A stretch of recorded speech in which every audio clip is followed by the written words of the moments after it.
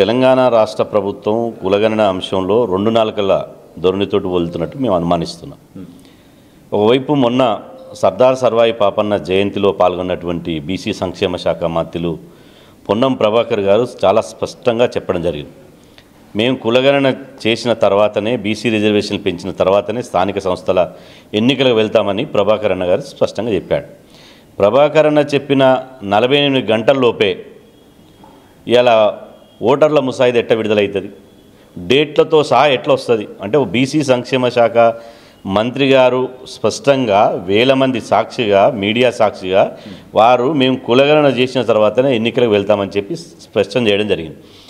ఈ లోపే ఇలా ఓటర్ల ముసాయిదా చేయడం అంటే రాష్ట్రంలో ఉన్నటువంటి ప్రజల్ని గందరగోళంలోకి నెట్టేయడము. ఒకవైపు ఏమో కులగణన చేస్తామని చెప్పాలి, ఇంకొక వైపు ఏమో గ్రామ పంచాయతీలకు సంబంధించినటువంటి ప్రక్రియను స్టార్ట్ చేయాలి.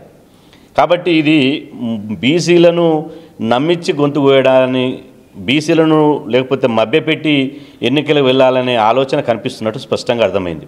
ఈరోజు వచ్చినటువంటి రాజకీయ పార్టీలు, కాంగ్రెస్లో ఉన్నటువంటి నాయకులు, పీసీసీ వర్కింగ్ ప్రెసిడెంట్ మహేష్ అన్న కానీ, వి హనుమంతరావు కానీ, అదేవిధంగా టీఆర్ఎస్ నుంచి వచ్చినటువంటి మధుసూదన్ చారి కానీ, వి శ్రీనివాస్ గౌడ్ గారు కానీ, బీజేపీ నుంచి వచ్చినటువంటి ఆనంద్ గౌడ్ గారు కానీ, టీజేఎస్ నుంచి సిపిఐ, సిపిఎం, బీఎస్పీ, డిఎస్పీ అన్ని పార్టీల నుంచి ఒకటే ఏకగ్రీవ తీర్మానం చేశారు.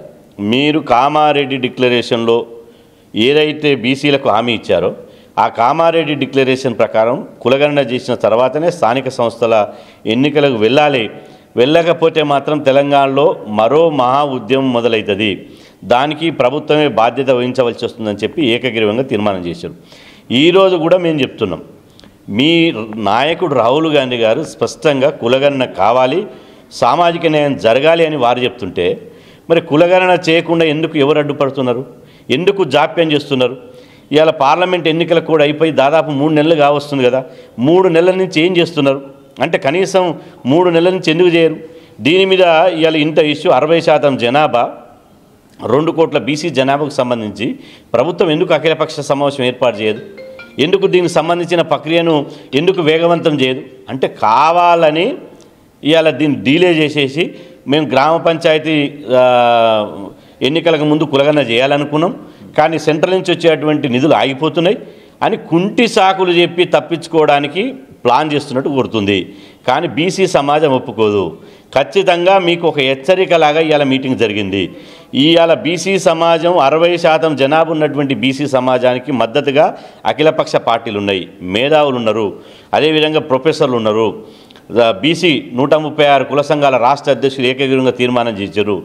ఇంత పెట్టుకొని కూడా తెలంగాణలో ఇంత జిజ్జుకు, ఇంత గజ్జితోటి ఎందుకు పోతున్నారని అడుగుతున్నాం. కాబట్టి మాకు కావాల్సింది కులగణన. కులగణన చేయకపోతే మీ కుర్చీలు ఖాళీ అవుతాయి. కులగణన చేస్తారా లేకపోతే మీ కుర్చీలు ఖాళీ కావాలన్నా తెలుసుకోండి ఫస్ట్.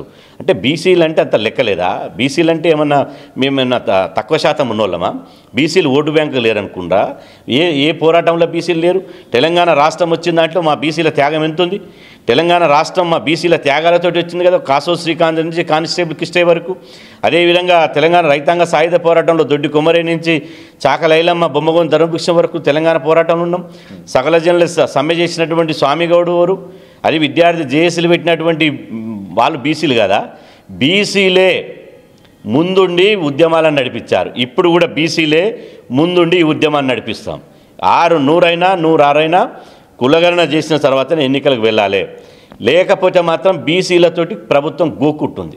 బీసీలు నిప్పు లాంటి వాళ్ళు, మంచిగా ఉన్నంతసేపు మంచిగా ఉంటారు, ఎవరిని జోలికి పోరు. కానీ మా జోలికి వస్తే మాత్రం ఎవరిని వదిలిపెట్టాం.